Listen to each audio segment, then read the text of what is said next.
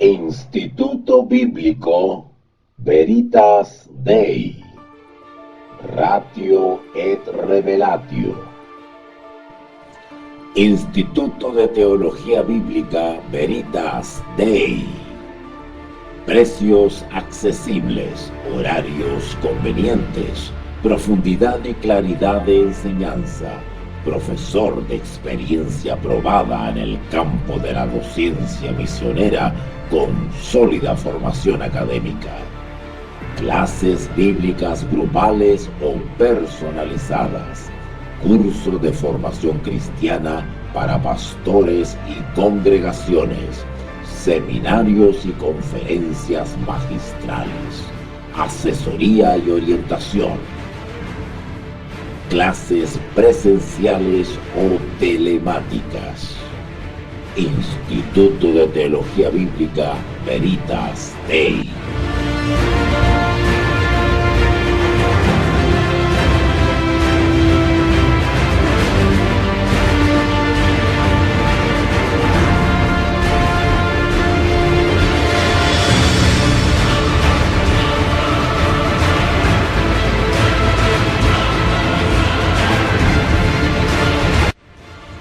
Instituto de Teología Bíblica Veritas Dei. Clases bíblicas grupales o personalizadas.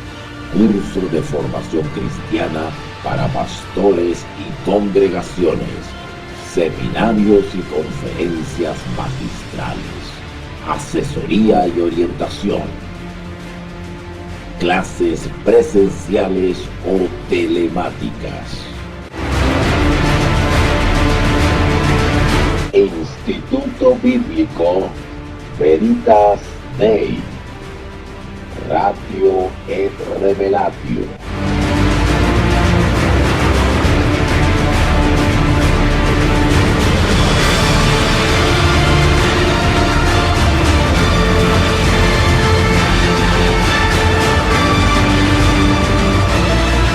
Bien, vamos entonces a Gálatas capítulo 1.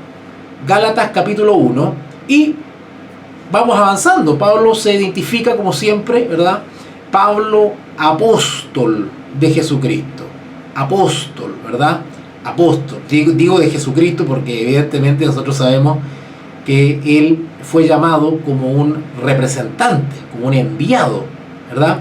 Así que pues Pablo se identifica en sus cartas generalmente o como Pablo, su nombre, o siervo. También hemos estudiado que Pablo no necesariamente escribe las cartas físicamente, sino que a veces es solamente el autor intelectual y es un ayudante, un colaborador, ¿verdad? Puede ser alguno de los misioneros que generalmente lo acompañaban a veces en sus viajes o en la cárcel, en la celda, ¿verdad?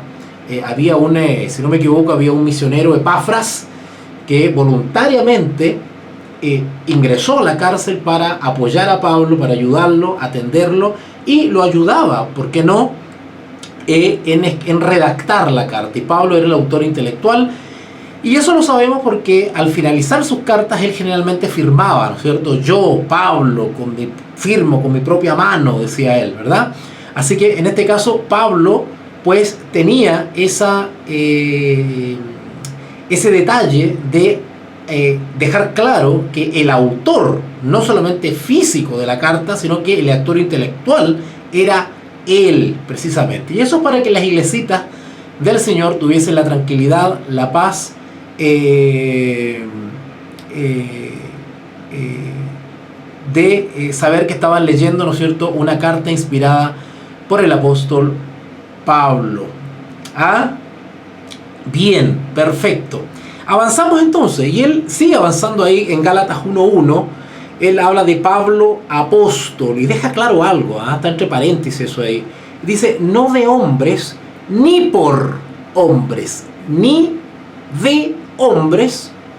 Es decir, el origen de su apostolado no está en un mandato humano de alguna secta religiosa como los fariseos o los saduceos o Gamaliel, que fue su maestro, ¿no es cierto?, o de sus padres, o de la misma iglesia, o de algún apóstol. No, su llamado su llamado y el ministerio eran inspirados directamente por Dios. Vamos, ¿se acuerdan ustedes de el llamado que le hace el mismo Señor camino a Damasco? Y lo sigue confirmando cuando del mismo Dios, es más, del mismo Señor Jesús, él recibe instrucción bíblica. Es decir, Pablo es reencauzado, es redireccionado teológicamente por el mismo Señor Jesús. Pablo era un teólogo, Pablo tenía una base, un conocimiento, una matriz teológica, pero hacía falta introducirlo en los misterios de la piedad, ¿vale? El misterio de Dios. Bueno, no voy a entrar en detalle respecto a qué es el misterio de Dios, ya lo hemos estudiado en varios cursos, ¿verdad? Pero esto lo hemos confirmado en el versículo 11, Gálatas 1:11. Mas os hago saber, hermanos, Gálatas 1:11, que el evangelio anunciado por mí no es según hombre. Eso es una confirmación de lo que dice el verso 1. Pablo, apóstol, no de hombres. Lo confirma en el verso 11. Mas hago saber, hermanos, que el evangelio anunciado por mí no es según hombre, no está basado, no está inspirado en algún maestro humano, sino que esto viene directamente de Jesucristo. Y lo confirma el versículo 12, lo sigue argumentando. Pues yo ni lo recibí ni lo aprendí. ¡Wow! Esto es maravilloso. No lo recibí ni lo aprendí de hombre alguno, sino por revelación de Jesucristo. El apóstol Pablo, dentro de los varios dones que él tenía, o le fueron otorgados, él tuvo la bendición de experimentar el don de profecía. Oiga, qué maravilloso. Porque aparte de ser inspirado por el Espíritu Santo, como un hijo de Dios, como un siervo de Dios, ¿verdad? Él tuvo acceso directamente a un aula virtual, por decirlo así, para que se entienda, un aula virtual proporcionada por el don de profecía, en el cual el mismo Señor Jesús instruyó, o confirmó, o amplió, o capacitó teológicamente a nuestro hermano Pablo. Versículo 1, Gálatas 1:1. Pablo, apóstol, no de hombres, ni por hombres. Noten, su lealtad, su compromiso como profesor, como teólogo, como docente, como misionero, como evangelista, como profeta, como apóstol, no se debía o no se ligaba a ser humano alguno. Él se debía al maestro, a su amo, quien lo mandató, quien lo invistió como apóstol, y ese era el mismo Señor Jesús. Por lo tanto, su lealtad estaba a la persona de Jesús y no a ningún ser humano. Por ende, por eso que Pablo de alguna manera era imbatible, implacable en el buen sentido, ¿no es cierto? Porque frente a las vicisitudes, frente a las pruebas, frente a las angustias, frente a todo lo que pasó Pablo y está descrito en su epístola, él estaba movido por un principio rector, básico, infranqueable, inamovible, intercambiable, intransferible, que era el amor por su maestro. O sea, ese era un principio básico, que es el principio de la ley de Dios, que es el principio del amor. Amor a Dios. Amarás a tu Dios de todo tu corazón y de toda tu mente, con toda tu alma, con todo tu cuerpo, ¿verdad? Es un principio que mueve al creyente, en este caso el apóstol Pablo. Por lo tanto, ninguna vicisitud externa, ningún imprevisto humano, terrenal, temporal, iba a afectar ese principio interno que movía a Pablo. O sea, se podía estar, y perdonen la expresión, se podía estar quemando vivo Pablo, y él no iba a ceder un ápice porque había un principio que lo superaba. De hecho, él es uno de los grandes descriptores del amor de Dios. Él habla de la profundidad, de la anchura, de la altura, habla del misterio. Noten, Pablo fue hecho partícipe del misterio de la piedad, ¿verdad? Ustedes saben ya, lo que han estado conmigo en los cursos, saben a lo que se refiere la Escritura cuando habla del misterio de la piedad, en contraposición con el misterio de la iniquidad. Que a propósito del misterio de la iniquidad, vamos a hablar de eso un poquito, Vamos a hablar de eso el 11 de marzo. El 11 de marzo, 20-30 horas, vamos a estar hablando sobre el anticristo. Ahí se está promocionando un curso que está promocionando Veritas Day sobre el anticristo. Y ahí vamos a tocar en algo sobre el misterio de iniquidad, ¿verdad? Bueno, Pablo habla de que él recibió, que el evangelio que él predica, que él anuncia, no fue dado según seres humanos, no está inspirado en un maestro humano, sino y fue instruido por revelación de Jesucristo, ¿vale?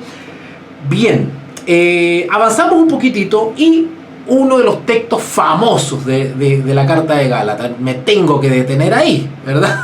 Aunque no siga con el resto del capítulo, pero tengo que detenerme acá porque esto es básico. Es uno de los versículos maravillosos que describen de alguna manera esta experiencia que no solamente pasó la iglesia de Gálatas, de la iglesia de Galacia, sino también es una experiencia que incluso han experimentado la iglesia durante toda la historia y estamos experimentando hoy día. Y ojo, lo que voy a leer ahora o analizar así someramente no solamente es una experiencia espiritual y teológica. Ya voy a ampliar eso ya. ¿Cuál es la diferencia entre una experiencia espiritual y una experiencia teológica? Esta experiencia que vamos a leer ahora, del verso 6 al 10, Gálatas 1, del 6 al 10, no solamente es una experiencia a nivel comunitario, a nivel de eclesía, a nivel de iglesia, a nivel de congregación, de asamblea, sino que es una experiencia que también puede vivirse de manera individual. Es decir, la crisis por la cual pasó la iglesia de Galacia es una crisis que también se puede vivir a nivel individual. Y me atrevería a decir que es una crisis súper actual y que muchos, si no demasiados creyentes, están experimentando. Voy a ampliar un poquito eso, ¿ya? A riesgo de no avanzar en Gálatas, pero me parece interesante que profundicemos sobre estos textos de Gálatas. Gálatas capítulo 1, versículos del 6 en adelante. Dice Pablo, sorprendido, estoy maravillado, dice él. La palabra maravillado quiere decir es una mezcla entre estar atónito, quedar helado, sorprendido, estupefacto. O sea, es una cosa que no se le esperaba a Pablo. Recuerden que Pablo aquí no está en vivo ahí, ¿no? Él no está escribiendo esto desde Galacia, ¿vale? Él está en otra área geográfica y él dedica esta carta a los Gálatas, ¿vale? Recuerden que los colaboradores de Pablo les llevaban informes, iban y traían informes desde las iglesitas y Pablo se imponía de lo que estaba pasando y cuando recibía alguna noticia que a él le llamaba la atención, pues él escribía la cartita mandando consejos, ¿verdad? Entonces, resulta que Pablo recibe noticias que los hermanitos de Gálatas, habían recibido la justicia de Cristo, la justificación, ¿no es cierto? La habían recibido de buena gana y habían avanzado, estaban madurando, se estaban multiplicando, estaban consolidándose y de repente, como era común en las iglesitas que estaban siendo fundadas en Asia Menor, sobre todo, pues constantemente estaban siendo visitadas por algunos falsos maestros.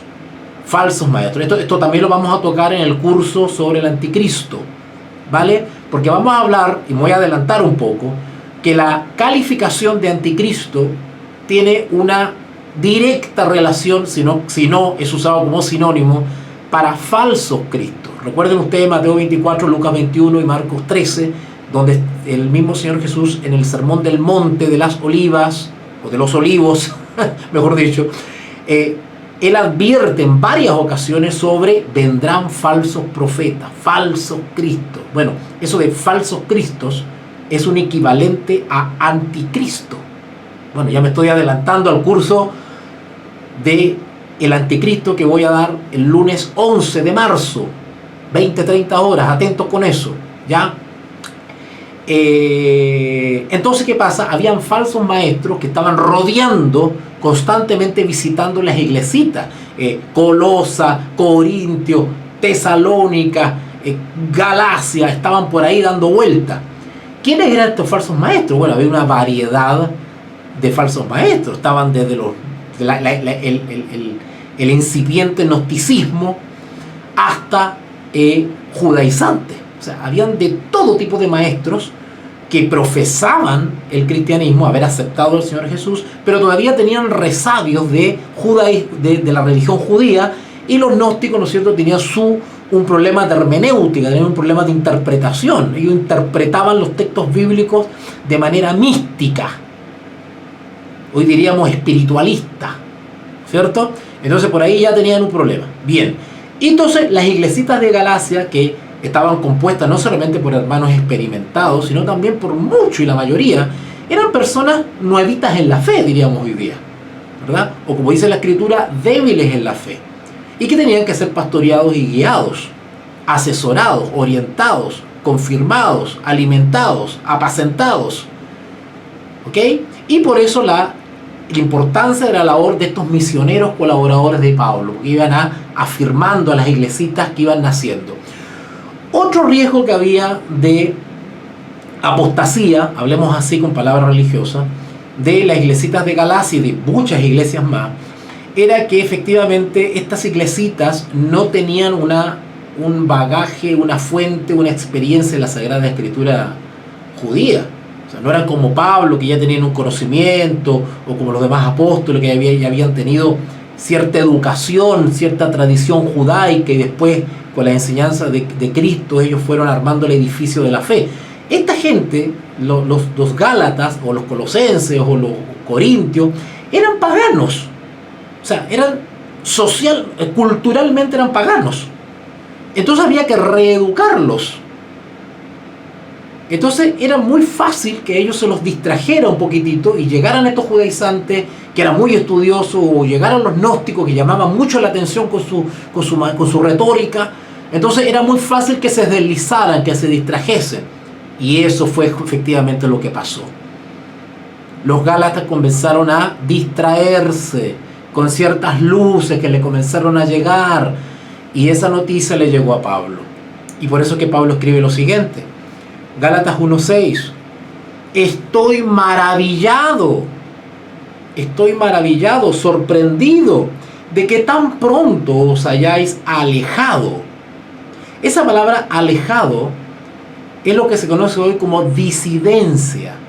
Disidencia quiere decir que nos vamos moviendo de la plataforma en la cual estábamos asentados. Nos empezamos a correr un poquitito de la plataforma, ¿no es cierto?, que habíamos recibido como el Evangelio. Comienzan a salir otras novedades y que no necesariamente calzan con lo que recibí y que está basado en la Sagrada Escritura. O sea, los gálatas habían recibido un mensaje que estaba fundado en el testimonio de los apóstoles y los profetas. Pero los judaizantes y otros falsos maestros comenzaron a mover un poquitito esas clavijas y se comenzaron a deslizar. Eso se conoce como disidencia. O sea, son disidentes que disienten de lo establecido, de lo entregado, de lo original, ¿vale? Estoy maravillado de que tan pronto os hayáis alejado. Noten que no habían renunciado, dice alejado solamente. Del que os llamó, que nos llamó Cristo a través de Pablo y los demás apóstoles, que los llamó por la gracia. Cuando hablamos aquí de por la gracia, estamos hablando automáticamente de algo distinto a por las obras. Claro, porque Gálatas lo que hace, esta carta, es vindicar o confirmar o defender la doctrina que es columna vertebral del Evangelio, y que es la justificación por la fe. Y los gálatas comenzaron a moverse de esa plataforma de lo que es la justificación solo por la fe, ¿verdad? Entonces dice acá que os hayáis alejado del que os llamó por la gracia de Cristo para seguir un evangelio diferente. Y Pablo después aclara, ¿no es cierto? No voy a seguir leyendo, ustedes conocen estos textos, ya lo estudiamos. Entonces él habla de un evangelio diferente, y no es que haya un evangelio diferente, no es que alguien escribió, se inventó un evangelio, ¿cierto?, una falsificación de un evangelio distinto al de Gálatas y lo echó a correr por ahí. No, él habla de evangelio diferente en el sentido de un evangelio que es presentado o enseñado de manera diferente a como lo recibieron originalmente, ¿vale? Y quiero extrapolar o aplicar esto al presente. Hoy sucede lo mismo. Hoy muchos maestros están presentando un evangelio diferente. Noten, y dice evangelio, pero es diferente. Claro, los falsos maestros, ¿qué hacen? Enseñan el evangelio, claro, pero lo enseñan de manera diferente a como se enseñó originalmente. ¿Vale? Por eso son falsos maestros. Por eso que es importante que el estudiante bíblico, sea quien sea, tiene que tener algo de conocimiento, aunque sea básico, en lo que se conoce como principios de interpretación. ¿Vale? Por eso que vemos algo de confusión actualmente en algunas congregaciones y en algunas instituciones religiosas, y vemos a veces incluso por redes sociales que hay unos disparates que se están diciendo, y unas congregaciones que realmente dan miedo incluso, por lo que uno ve, lo que sucede en las reuniones. Y eso es resultado de una mala interpretación del texto bíblico. Se han deslizado, se han movido, igual como se movieron los hermanitos de Galacia. Claro, ellos dicen creemos en el evangelio, pero es otro evangelio diferente. Claro, los falsos maestros hablan aparentemente del evangelio, pero le dan una dirección distinta. Ellos se deslizan, es decir, se constituyen en disidentes de lo establecido por el Señor Jesucristo. Por eso que dice acá un evangelio diferente, y si leemos el 7, ya vamos a leerlo.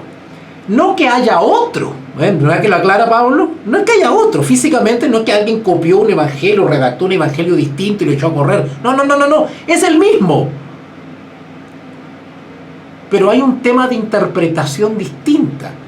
Dice acá, no que haya otro, sino que haya algunos, haciendo referencia a los falsos maestros, que perturban y quieren pervertir. Esa palabra perturba dice relación con perturbar, quiere decir con inquietar. Inquietan a la iglesia. ¿Ah?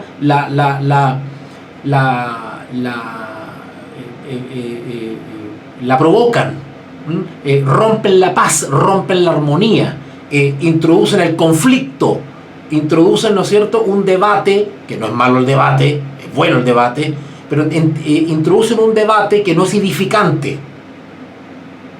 ¿Vale? A eso me refiero. Eso quiere decir perturban. Perturban quiere decir que nos mueven de la paz o de la armonía que había traído el evangelio. Recuerden que el evangelio es conocido como la paz. Trae la paz, la armonía. Y luego dice, y quieren pervertir. Pervertir quiere decir algo que se altere el orden. ¿Vale? Se altera el orden. ¿Ah? Carolina me dice, diferente, falsos maestros, mala interpretación. Claro, cuando hablamos de interpretación, estamos hablando de una... Hay una palabrita que se conoce en teología, que suena un poquito complicada, pero no es complicada, que se llama hermenéutica. Hermenéutica. Hermenéutica es una ciencia teológica que se encarga de estudiar los principios, los métodos de interpretación bíblica. ¿Vale? ¿Ok? Bueno, lo que está pasando acá es justamente eso. Los falsos maestros tienen un problema con la interpretación bíblica, entonces leen el mismo evangelio de una manera diferente a como la enseñaron, le entregaron los apóstoles y los profetas. Eso es lo que está enseñando Pablo, eso es lo que está diciendo. Por eso que dice ahí una mala interpretación bíblica, eso se llama hermenéutica. Pero para no complicarnos con la palabra, decimos interpretación, problemas de interpretación. ¿Vale? Y dice acá, y quieren pervertir, Gálatas 1:7, quieren pervertir. Quieren pervertir. Eso de pervertir dice relación con sembrar dudas. Sembrar dudas, contradecir, ¿no es cierto? Contradecir lo que había sido entregado originalmente. ¿Vale? Bien, vamos a seguir avanzando un poco porque si no, no avanzamos nunca, y la idea es que repasemos Gálatas un poquito. ¿Ya? Bueno, el apóstol Pablo tuvo algunos problemas para ingresar en Galacia y sobre todo en ese territorio en general. Porque claro, ya Pablo gozaba de una mala fama como perseguidor de la iglesia, y en ese tiempo no volaba la información como hace ahora, que ahora en tiempo real. Uno puede estar hablando acá a kilómetros de distancia de Carolina, de Mauro o de otra persona, y esa persona está escuchando directamente lo que uno dice. En ese tiempo tardaban semanas y meses en llegar las noticias. Entonces había un retardo en eso. ¿Qué pasó? Que la mala fama del apóstol Pablo como perseguidor había cruzado la frontera, y por lo tanto cuando Pablo ya comienza a hacer una obra evangélica, pues había un poco de recelo para recibirlo. No había una confianza. Las iglesitas no abrían sus puertas para recibir a Pablo. Entonces, ¿qué hacemos? ¿Qué pasa con este Pablo? Entonces, hacía falta algunos antecedentes, ¿vale? Así que, ¿qué hizo Pablo? Miren qué astuto Pablo. Astuto en el buen sentido de la palabra. Astuto en el buen sentido de la palabra. ¿Qué hizo Pablo? Pablo, para llegar a los Gálatas, poder tener confianza y poder seguir visitando, Pablo se contacta con los dirigentes primero. Se contacta con los dirigentes primero. Noten Gálatas 2:2. Gálatas 2:2. Pero subí según una revelación. Esto es maravilloso, porque Pablo no se mandaba solo. Pablo, cuando iba a algún lugar, era porque el Espíritu Santo le indicaba dónde ir. Es un ministerio maravilloso. El famoso ministerio, el don de profecía. Maravilloso eso. Como el Señor guiaba. Hay 1000 maneras en que el Señor puede guiar a un hijo de Dios. Una de esas maneras es mediante revelación, ¿verdad? Y esa revelación tiene que estar en concordancia con el resto de la Escritura, porque si no, no te está Dios revelando cosas, es el otro que te está revelando cosas, ¿vale? Así que cuidado con eso. Así que Pablo dice acá en Gálatas 2:2, pero subí según una revelación, ¿vale? Y para no correr o haber corrido en vano, o sea, para no haberme trasladado inútilmente, no haberme dado el viaje inútilmente, dice acá, expuse en privado a los que tenían cierta reputación. Recuerden que cuando hablamos aquí de los que tienen cierta reputación, Pablo o hace referencia directa a los apóstoles o a algún anciano o líder o dirigente de la iglesia, alguien con más experiencia, con más años y que cuenta con la confianza de la congregación. Entonces, Pablo antes se puso el parche ante la herida. Antes de ser rechazado, pues mejor se contactó con los dirigentes para explicarle que no había nada que temer, que él ya no era perseguidor de la iglesia, ¿verdad? Y así poder facilitar que él pudiese llegar a ciertas comunidades. Así que en ese sentido, dice acá, expuse en privado a los que tenían cierta reputación en el Evangelio, ¿verdad? Cierta reputación el Evangelio que predico entre los gentiles.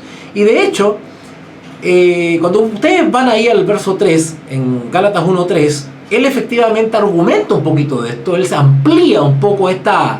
O sea, él constantemente estaba teniendo que aclarar esto, porque los falsos maestros lo desprestigiaban, lo desacreditaban. Entonces él tenía que estar en todos los lugares, tenía que estar explicando su experiencia, ¿verdad?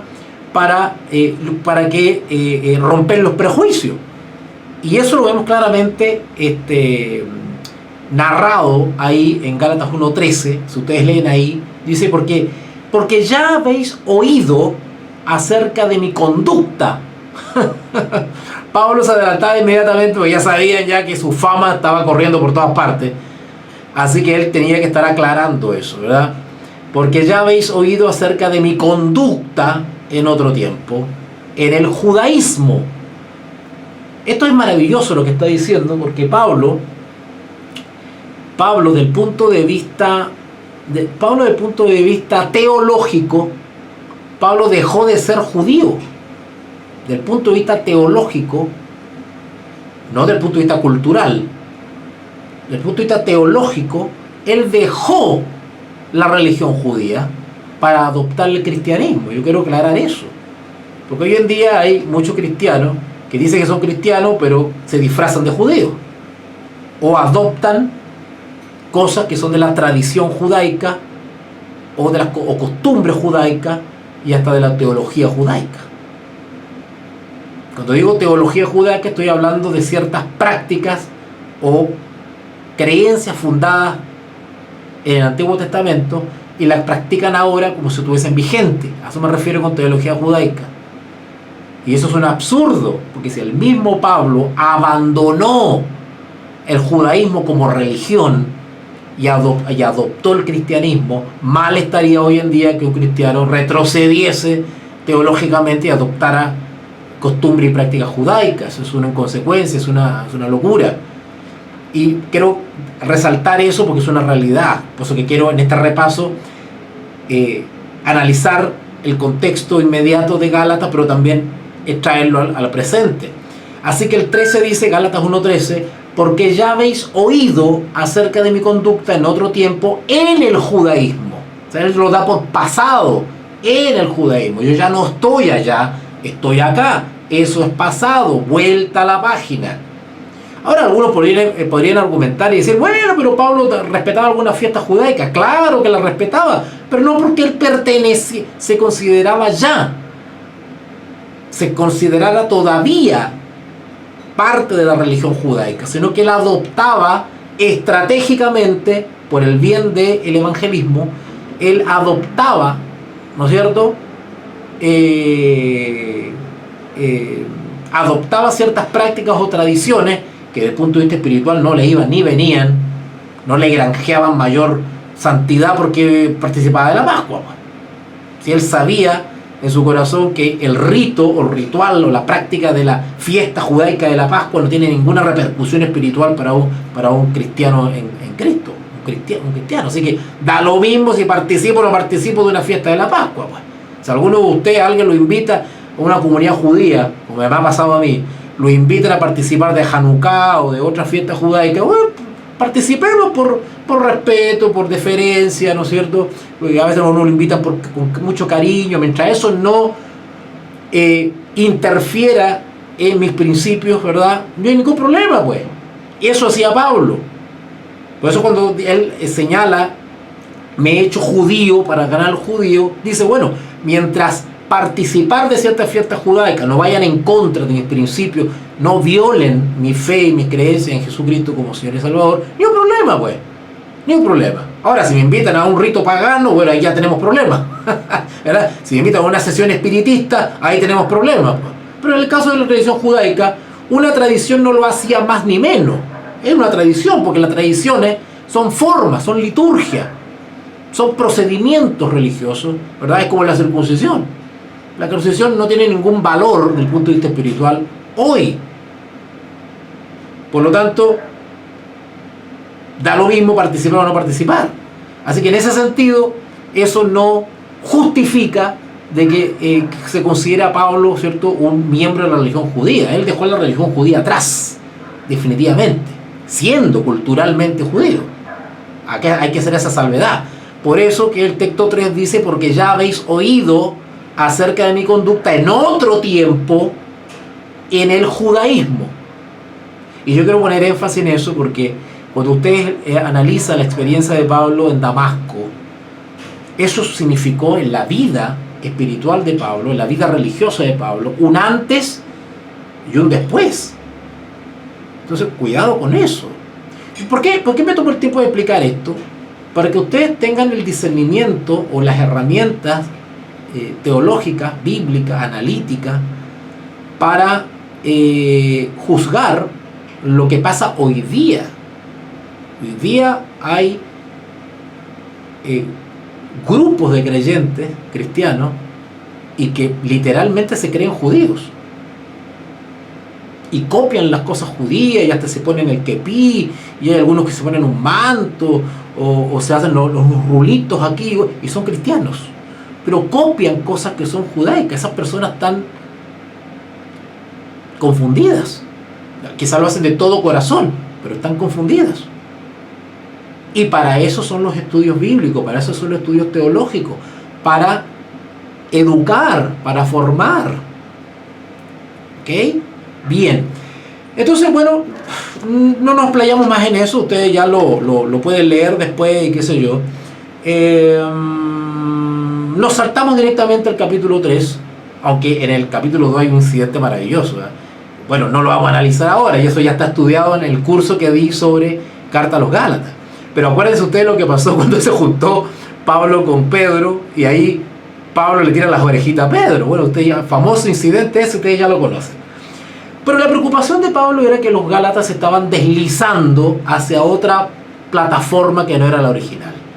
¿Vale? En definitiva, los gálatas estaban siendo seducidos por una especie de experiencia religiosa que se salía de la justificación por la fe y consideraba que había que practicar o adoptar ciertos actos que me acumularían o me reportarían créditos o méritos, ¿no es cierto? Y ahí ya nos estaríamos trasladando a la justificación por las obras, ¿vale?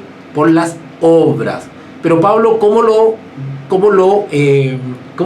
lo ejemplifica esto? Él dice que el que vive por la... Estoy parafraseando y haciendo un resumen. Que el que empezó con la justificación por la fe y vive por la fe, recuerden el texto de Romanos, el justo vivirá por la fe, ¿verdad? Justificado pues por la fe, tenéis paz para con Dios. Y se estaban trasladando a una especie de justificación, pero por las obras. Entonces, ¿qué dice? Hace un contraste. Habéis comenzado por el Espíritu, justificación por la fe, y os habéis movido hacia la carne, habéis terminado en la carne. Carne quiere decir que confiamos en nuestros propios méritos.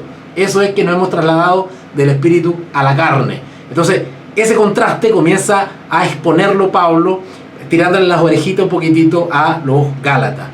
En el Gálatas 3.1 dice lo siguiente, a manera también de amonestación. Pues dice, oh Gálatas insensatos, ¿vale? Oh Gálatas insensatos, ¿qué nos fascinó? Esa palabra fascinó es interesante, ¿eh? Pues esa palabra fascinó literalmente quiere decir hechizó.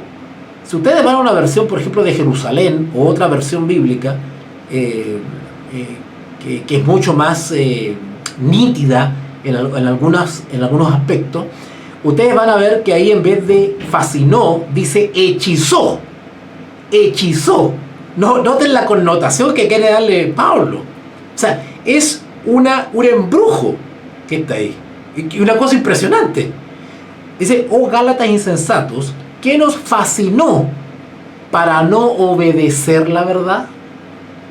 O sea, para no mantenernos firme en la verdad. ¿Qué nos fascinó? Bueno, Pablo tenía claro quién lo fascinó. O sea, literalmente, y Pablo sabía muy bien, tenía individualizado quiénes eran los instrumentos de confusión. ¿Vale? Acá dice, bueno, ¿qué nos fascinó para no obedecer la verdad? Y sigue argumentando, ¿no es cierto? Es impresionante esto. Yo les recomiendo que constantemente den una buena leída a Gálatas otra vez porque es fascinante. Ahora, yo recomiendo que cuando entremos a Gálatas, o sea, lo ideal es que cuando entremos a Gálatas tengamos ya un bagaje, ¿no es cierto?, en Romanos. ¿Por qué? Porque en la carta a los romanos, Pablo lo que hace es exponer detalladamente la doctrina de la justificación por la fe, que es la columna vertebral del Evangelio. O sea, la doctrina de la justificación por la fe es transversal a toda la Escritura, desde Génesis a Apocalipsis. Pero si hay un libro que desde el punto de vista, ¿cómo podríamos decirlo?, técnico, dogmático, expone a la vena, al hueso, la doctrina de la justificación por la fe, es Romanos. Por eso que lo ideal es que podamos tener una visión, aunque sea básica, general del libro de Romanos, pero bien sustanciosa para identificar en Romanos la justificación por la fe, porque se nos hace mucho más fácil después leer las cartas de Pablo. El resto de las cartas de Pablo se hacen mucho más nítidas cuando tenemos el filtro de la carta a los romanos. Eso es lo que yo recomiendo como profesor, ¿vale? Amén de que puedas leer la carta Gálatas y otras epístolas independientemente, claro que sí. Pero ¿por qué lo recomiendo desde el punto de vista pedagógico? Porque resulta que Pablo tiene algunas peculiaridades como profesor que no tienen otros, que no tiene Pedro, por ejemplo, o Juan. Porque Pablo introduce un vocabulario bastante particular, ¿verdad? Es muy contundente, es es más teológico. Entonces, para entender ciertas palabras que él usa, por ejemplo, él habla harto de la carne, la justicia, ¿no es cierto?, los frutos, bajo la ley, ¿no es cierto?, bajo la gracia. Todas esas expresiones que él usa, ¿verdad?, se entienden cuando realmente nos imbuimos en el estilo del apóstol Pablo. Entonces, por eso le digo, Romanos sería una buena base y de ahí nos vamos súper rápido y entendemos mucho más rápido las demás cartas de Pablo, ¿ok? Y luego, pues, en el capítulo 3, rapidito así, en el capítulo 3 de Gálatas, del verso 10, del 6 en adelante, hay un título que dice el pacto de Dios con Abraham. Y Pablo, para poder fortalecer la doctrina de la justificación por la fe, echa mano al resto de la escritura. Eso también es un principio de interpretación, es un principio de hermenéutica y que también facilita la enseñanza y la pedagogía de un profesor, ¿verdad? Y no solamente de un profesor, de cualquier persona que quiera estudiar seriamente la Biblia, ¿verdad? Así que Pablo hace referencia a Abraham y cuenta la experiencia de fe de Abraham, una cosa pero demoledora. O sea, lo que tiene que hacer Pablo es volver a hacerle una ayuda a memoria, un recuerdo a los Gálatas. ¿Ah? Es como si Pablo le dijera a los Gálatas, parece que ustedes se están olvidando del desarrollo de lo que les enseñamos. Vamos a repasar de nuevo. Mire, ¿se acuerdan de Abraham? ¿Cómo fue llamado en la incircuncisión? Y estando en incircuncisión, ¿verdad?, él actuó por la fe. Y siguió viviendo por la fe aún estando circuncidado. Por lo tanto es padre tanto de la circuncisión como de la incircuncisión. Porque la salvación es por la fe, no por el mérito de haber sido circuncidado o no estar circuncidado. En fin, eso es lo que explica Pablo. Y de hecho en Romanos también trata un poco de esto. Cuando avanzamos un poquitito, en el capítulo 4, verso 8, Gálatas 4:8, hay un título: exhortación contra el volver a la esclavitud. Lo mismo, otra vez Pablo ejemplifica esto como que si nos alejamos de la experiencia por la fe y nos vamos a buscar el mérito propio para ser justificados ante Dios, estamos cayendo bajo esclavitud. O sea, no solamente estamos desarrollando o aceptando un evangelio distinto, pervertido, no solamente estamos volviendo a la carne, como hablaba el capítulo 3, sino que ahora él dice que estamos ya no en la carne, sino también en esclavitud, dice él. Eso no es estar libre. El que vive por la fe está libre, y el que va por el camino de la salvación por las obras, la justificación por las obras, ¿verdad?, o la justicia por las obras, está en el terreno de la esclavitud. Desde el punto de vista espiritual es esclavo y no libre. ¿Ah? Entonces, Pablo usa estos términos, estos recursos retóricos bastante interesantes y que nos van educando, ¿vale? Bien, avanzamos entonces al capítulo 5, pues ya el tiempo, todavía en el tiempo ya, la idea es hacer esta transmisión por lo menos una horita para no cansarlos tanto. Y luego está el capítulo 5 de Gálatas, donde ya Pablo como que se relaja un poco, ¿ah?, como diciendo ya, espero que los 4 capítulos anteriores hayan quedado claros, así que ahora vienen las recomendaciones, los consejos, ¿no es cierto? Y en el capítulo 5 está titulado ahí: estad firmes en la libertad. De nuevo, él hace el contraste entre el que toma el camino de la carne, o el camino de la esclavitud, o el camino de la justificación por las obras, está esclavo. Y el que persevera en el evangelio original, entregado por los apóstoles y los profetas, que habla de la justificación por la fe, el que el justo viviera por la fe, vive en libertad. ¿Ok? Así que pues le voy a leer un par de versos para que ustedes vean ahí el contenido. Gálatas 5, capítulo 5, del 1 en adelante. Dice, consejo para la iglesita de Gálatas, ya cerrando la carta: estad pues firmes. Todo lo contrario cuando empezó hablando en el capítulo 1, que se han deslizado, dice. No, acá ahora es: estad firmes. ¿Ah? Estad firme en la libertad con que Cristo nos hizo libres. ¿Libres de qué? Libres del pecado. y no estéis otra vez sujetos o esclavos a yugo de esclavitud, ¿verdad? He aquí, yo Pablo os digo que si os circuncidáis, de nada os aprovecha Cristo. Claro, si ustedes van tras las obras, tras la acumulación de méritos, ay, que porque me visto de tal manera, porque me circuncido, porque oro tantas veces, porque ayuno tantas veces, que no son cosas malas en sí. El tema es depositar mi confianza en eso como herramientas de mérito o de recomendación ante Dios. Eso es una perversión del Evangelio, ¿vale? Por eso es que Pablo dice acá en el 5, Gálatas 5:2, he aquí yo Pablo os digo que ni la circuncisión, que si os circuncidáis, los Gálatas, no teniendo necesidad de hacerlo, de nada os aprovechará Cristo, porque están tomando ustedes un camino distinto.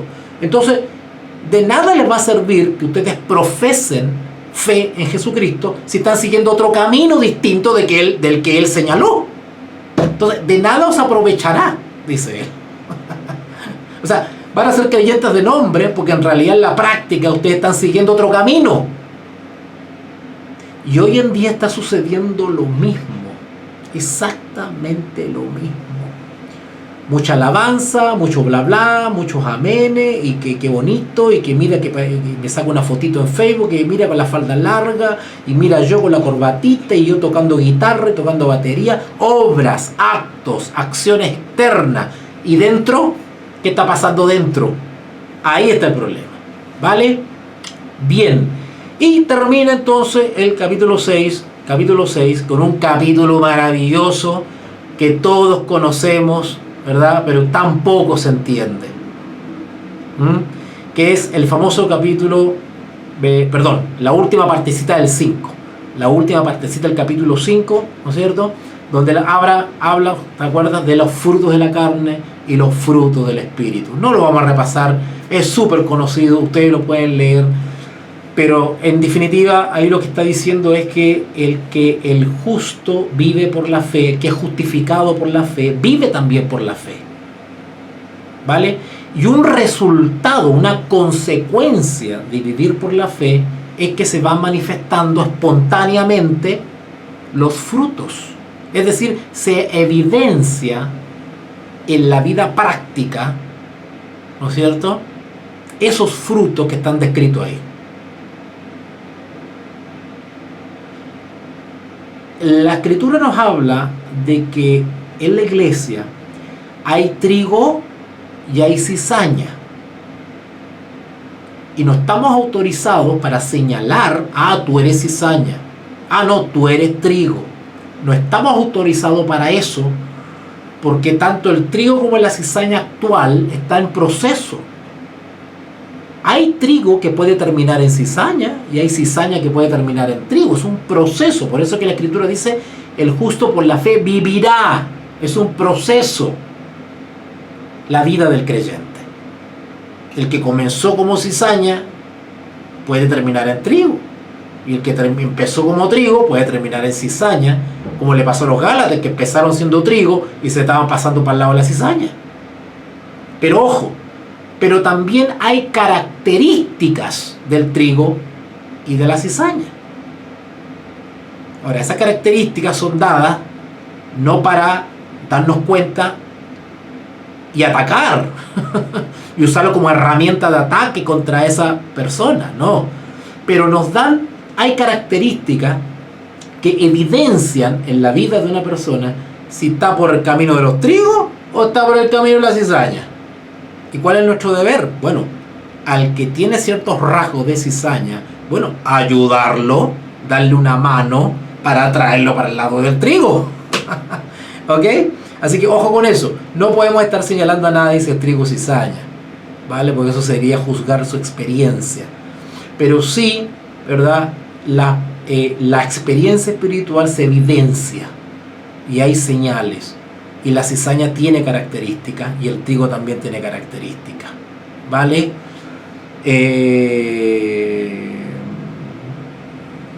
Claro, Carolina me dice acá, justificada justificación por fe, vive en libertad, exacto, y tiene que mantener esa libertad. ¿Vale? Porque a los Gálatas les pasó eso, ellos empezaron en libertad y fueron desviados a la esclavitud. De ahí el consejo, estar alertas, atentos, velados, justamente, ¿verdad? Y después dice Carolina acá, la fe obra por el amor, exacto, porque la experiencia de fe está basada o fundada en un principio, y ese principio es el amor. O sea, lo que mueve a mí, lo que mueve mi conducta diaria, hablando ya en términos prácticos, lo que me mueve, o debería moverme a mí, a la acción, lo que me mueve a mí a la acción, o lo que mueve mi conducta diaria, debería ser ese principio que se llama amor. Es decir, frente a lo que ante lo que yo me enfrente, debo mirarlo con esa perspectiva, respecto al amor. Ahora, eso no es fácil, porque desde el punto de vista natural, nosotros no tenemos amor por el prójimo. O sea, naturalmente, no tenemos amor al prójimo. Eso es normal en un ser humano. Bueno, eso debe ser transformado por un poder que yo no tengo, pero Cristo sí tiene. ¿Vale? Bien, vamos a dejar entonces este súper repaso que hicimos a manera de motivación, ¿verdad? Ustedes entenderán que hay varias partecitas de Gálatas súper interesantes, pero no era la idea otra vez estudiar Gálatas, era un repaso nomás, una ayuda a memoria y que les sirva de motivación para aquellos que no han profundizado en Gálatas. Recuerden que estoy dictando un curso de Gálatas, está disponible un curso sobre toda esta cartita en Gálatas, donde yo estudio texto a texto, reglón por reglón, palabra por palabra en Gálatas, y ese estudio tiene una duración de más o menos un mes y medio, por si acaso. Así que para los interesados, pues contáctese conmigo. Acá está la página web arriba de mí, ahí en la pantalla, o a través de Facebook, están los teléfonos, están los afiches, siéntanse libres de comunicarse y pueden tomar estos cursos. Ustedes me avisan, con un mínimo de 3 interesados, iniciamos el curso, ¿no? Son cursos breves, pero muy contundentes, y que les garantizo que su experiencia va a ser distinta. Van a terminar el curso con la real sensación de que han aprendido realmente esta vez el libro de Gálatas.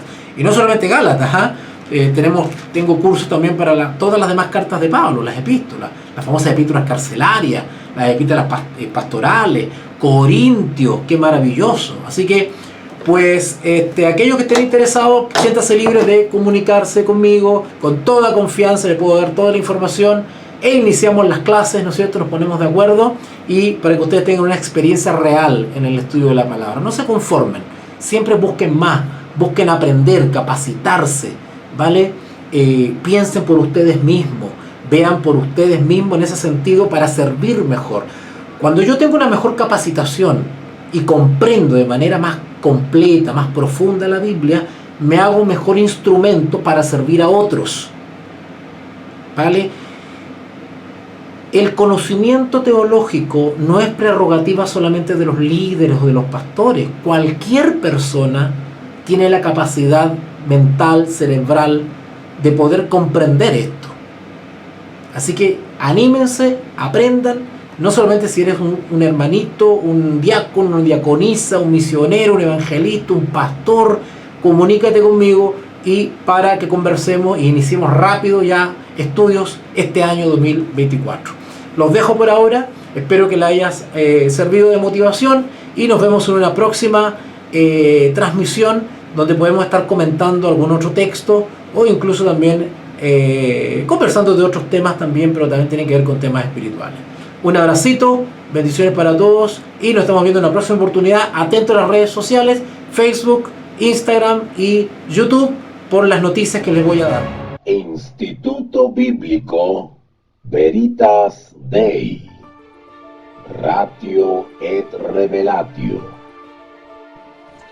Instituto de Teología Bíblica Veritas Dei.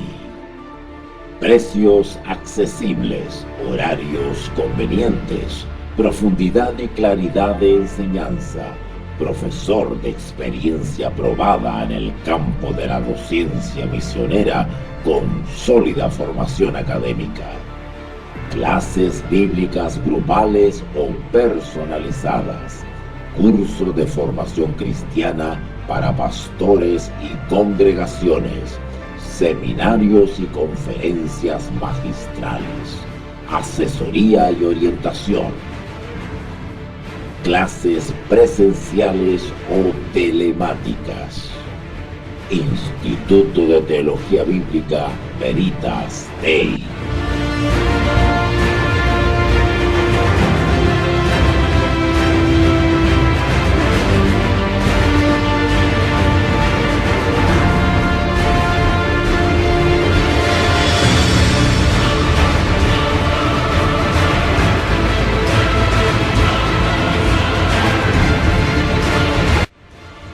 Instituto de Teología Bíblica Veritas Dei. Clases bíblicas grupales o personalizadas. Curso de formación cristiana para pastores y congregaciones. Seminarios y conferencias magistrales. Asesoría y orientación. Clases presenciales o telemáticas. Instituto Bíblico Veritas Dei. Ratio et Revelatio.